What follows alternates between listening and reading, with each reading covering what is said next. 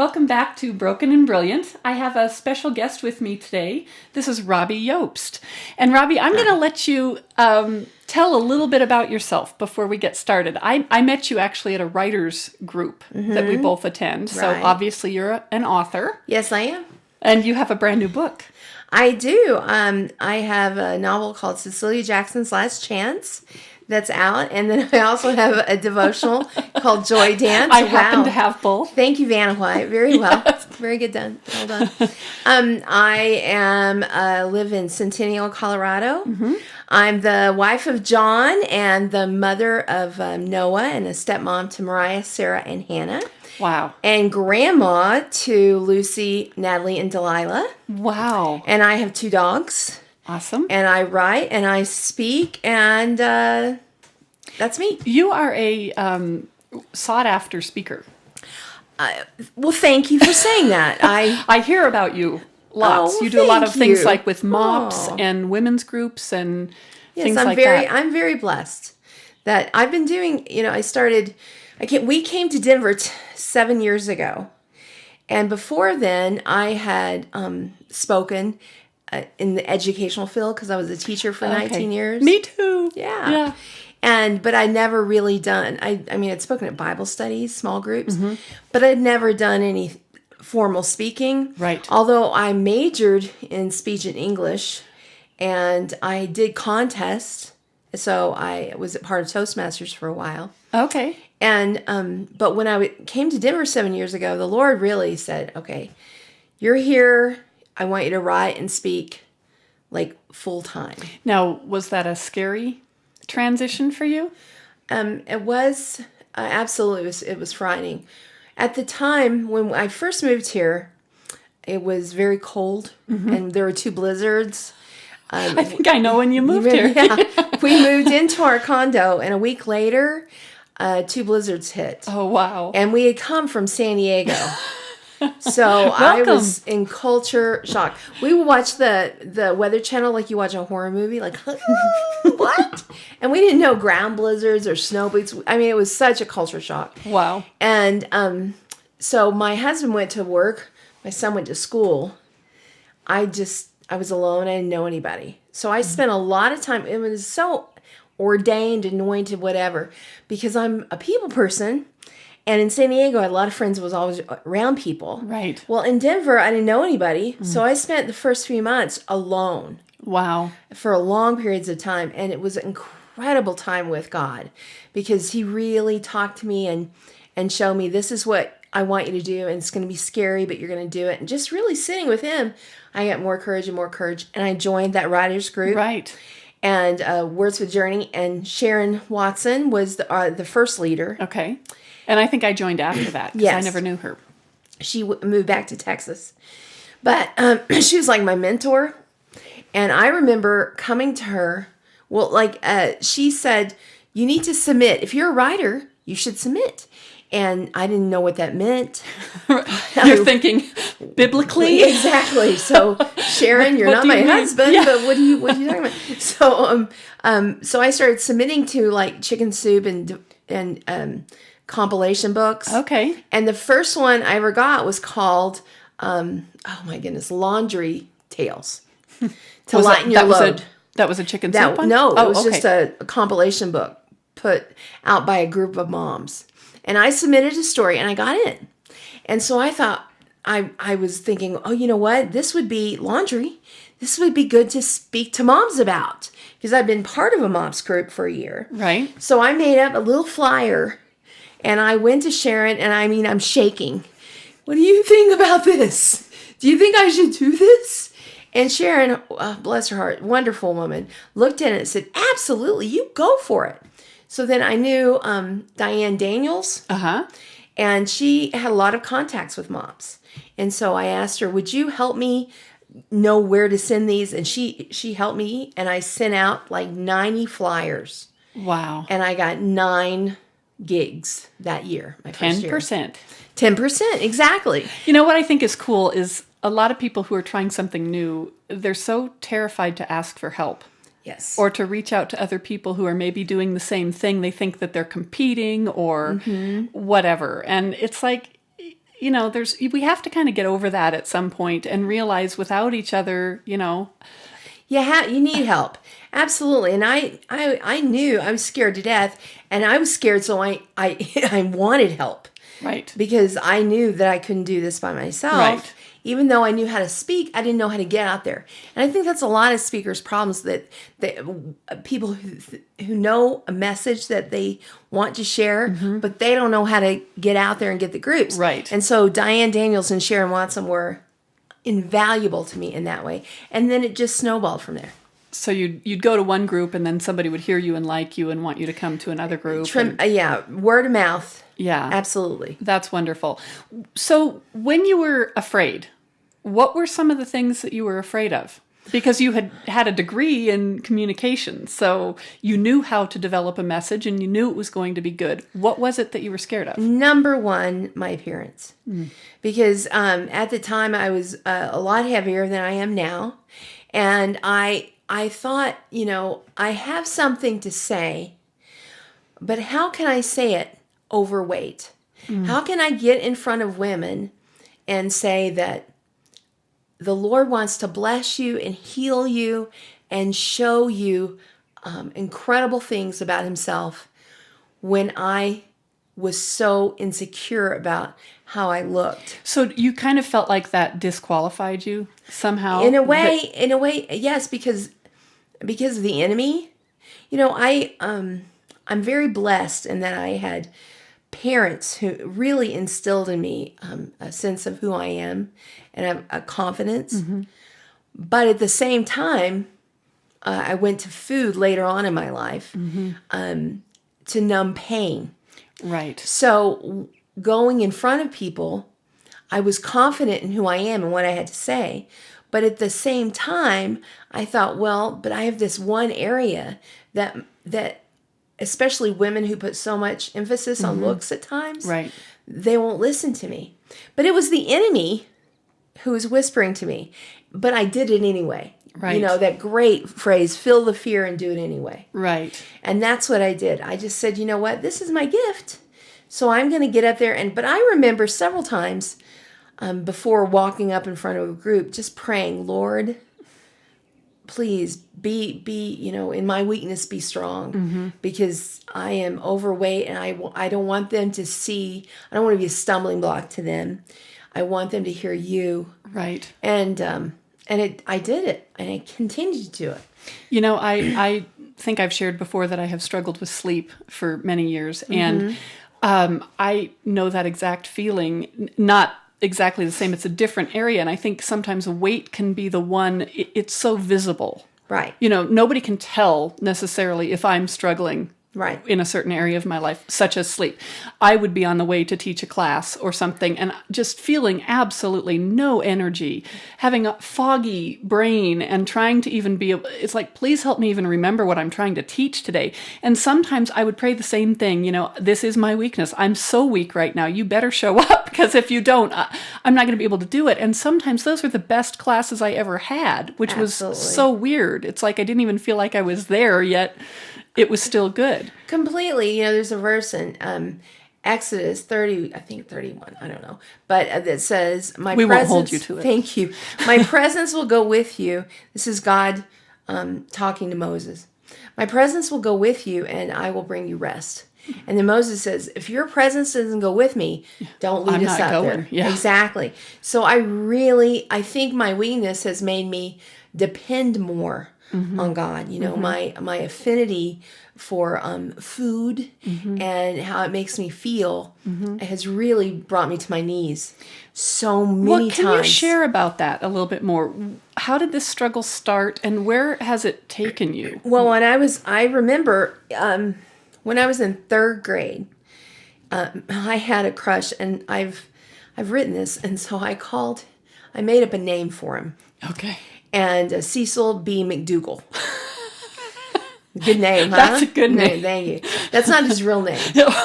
Good thing. But in third grade, I had such a crush on Cecil B. McDougal. And he was athletic and fun and smart. And we were both in Mr. Brownfield's class. And you know how you get little pictures? And we were exchanging pictures the next day, Mr. Brownfeld told us at the end of the day. So what I did is I went home and I wrote on the back of the pictures to my friends, and I thought, ooh, I'm gonna give one to Cecil. So I wrote, something like, I don't remember exactly what I said, but I put like something like, Cecil, you're a great friend, and I think you're swell, or something like that, Robbie. Whatever you said in that age, yeah. So I remember very distinctly going up to his desk saying, Cecil, I have a picture for you. And he said, just saying, Robbie, let me sign one for you. So I was very excited. Right. And he signed it and he gave it to me. And I live in a small town in Texas, and I walked home by myself. And I thought, well, I'm not going to read the back of the picture until I walk home. So I'll be by myself because I know he's going to say, I like you. Do you like me? Yes or no? Pick a box, Right. And knew this was going to happen. So I'm walking home. I look and I remember this distinctly because it's burned into my memory. He said, Robbie, to a nice girl who will get a boyfriend when she loses weight. Yeah. In third grade. Third grade. And if you look at my picture when I was in third grade, I looked fine. Not that it wouldn't even matter if I was a little chubby, but I wasn't. I was fine. I was taller, but I was fine. But the enemy swooped in and cursed me through this. He was just a third grade stupid little kid. He probably his father probably said something about weight to his mother. Right. He was in that environment, so it became a big deal to him. And so I really don't hold Cecil B. McDougall at blame anymore. However, if I ever saw him again, I wonder what I'd say. Right. But that was the little curse. And so I know my self-image deteriorated beyond that. I was never fat or anything. I was always very active, very athletic. When I was 23 years old, and I know this because I've thought about it a lot. Right. I've done a lot of work. Well, therapy. And we've talked about this at other times. And when I asked you to come on, right, we're not springing this on. This is something you have worked through that you talk about quite a bit. So it's not like you're just thinking on the spot here. You've worked through this a lot. Right. And when I was 23 years old, I found this guy that I thought I was going to marry. And long story short, he rejected me. And I remember the day after he rejected me, I went to a Chinese food restaurant by myself, and I'm looking at the entrees, and I said to myself, I could have 2 entrees, and here's the kicker, and no one would ever know. And so I did, and I discovered that food really numbed pain. Filled you up. Completely. And so I started using it anytime. And from 23, I'm 51 now. I just continually gained weight till I was over 300 pounds. And I've tried many, many, many diets over and over and over. Right. But this is mid-journey. I've not lost all my weight. But I've never really employed other people to really help me, to have a team. So you did it sort of in isolation. Yeah. But I did the diets in isolation. I also ate in isolation. Like my friends would say, wow, you hardly eat everything. But they never saw me. In front of you. Exactly. Right. They never saw me at home at night with a gallon of ice cream. Right. And so I think the Lord really showed me, why don't you get other people to help you? So I got a group of my friends who I can text and pray. I got a physical trainer who looks a lot like Jillian from The Biggest Loser. Not too intimidating. No, my goodness, she scares me. Still scares me. And worked with her, and then I joined a eating disorder clinic, and that took a lot of courage because you're in this room with a bunch of people, and you think, okay, they're all going to be obese. No, right. I was thinking when you said eating disorder, my mind immediately went to anorexia and bulimia. Right, and I've discovered I have a lot in common with them, and they have a lot in common with me because it's all about. What are the commonalities? Well, the obsession with food to solve some kind of emotional problem.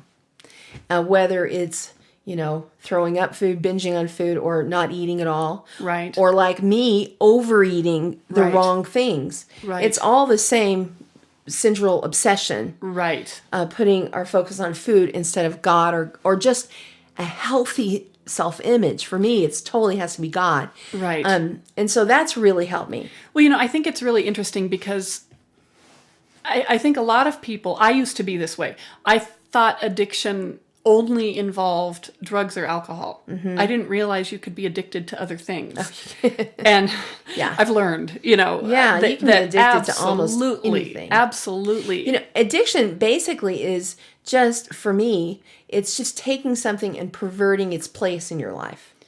Because anything like going to movies is basically harmless.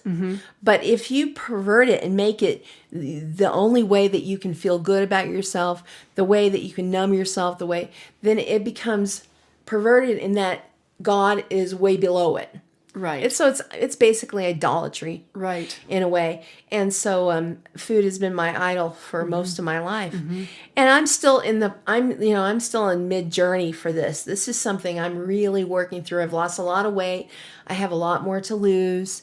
And but I've become very open about it. And I think that's been a real key for me to Do you feel that the less you try to hide and the less you deal with this in isolation, the more you bring it into the open, the more you bring it into who you are as part of your life, the more you talk about it, the more you share, does it take some of the power away? Absolutely. I think it takes the power away, but it also, we have such a cunning enemy the enemy of our hearts manipulates everything. And so he wants to, like when I do, like, okay, say we're talking about this today. I leave here and the enemy will say to me, I'm very used to this, so I know how to fight and scripture. So explain this, because some people might not understand what you're talking about when you say the enemy or what he says or how that happens. So what will that look like to you when you leave here today? Okay, Satan is after my heart, and I will leave here and I'll be driving home. And he will accuse me. He's called the accuser of the liar. He'll whisper in my mind. It'll just be thoughts, but it'll be from him. So it's not some foreign voice. No, or it's something. not. You're not hearing voices. Does it sound kind of like your own thoughts? Yes, absolutely. But I know because I've practiced listening to the voice of God and knowing what my own voice, what I feel and think. Right. And I know that there's this accusatory tone. Okay. That's not me. The Spirit of God lives in me. But this voice just attacks me. So it's anything that goes kind of against the Word of God. The Word of God and what you know to be true and what God's heart is for you. So he attacks you. What are the things that he'll say? Wow, you're kind of a hypocrite, You're talking about losing weight. It sounds like you know all the answers. Well, you don't. Look at you.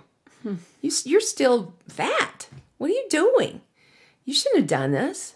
You're not an expert on anything. So it's just accusatory. And so it helps to talk about it. And it helps because it alleviates this darkness that secrets have power. Right. But at the same time, the enemy can use it to accuse me and say, well, because you're not perfect in dealing with this, you're nothing. So unless you're perfect, you're disqualified. Yeah, absolutely. And for me, in my crazy, insane mind, that means unless I'm a size, so specific whatever size, that number is in your head, then I shouldn't be talking about any of this. It's interesting. I just think about my kids being in school, and when I was in school, and I'm taller, than a lot of kids, and sometimes the girls that are 5 feet tall or 5'4" or whatever, and they're 100 pounds or 120 pounds or whatever. I remember just always feeling big. And for some reason that didn't feel feminine or didn't feel pretty and it's like, wow, what are we doing to the girls in our society that and not please don't hear me criticizing girls who are 5 feet tall, because sometimes I think they look at some of us taller women and think, man, if only I could grow up a little bit. I Right. always feel like I'm a little girl and I never feel good enough. So their struggles come too.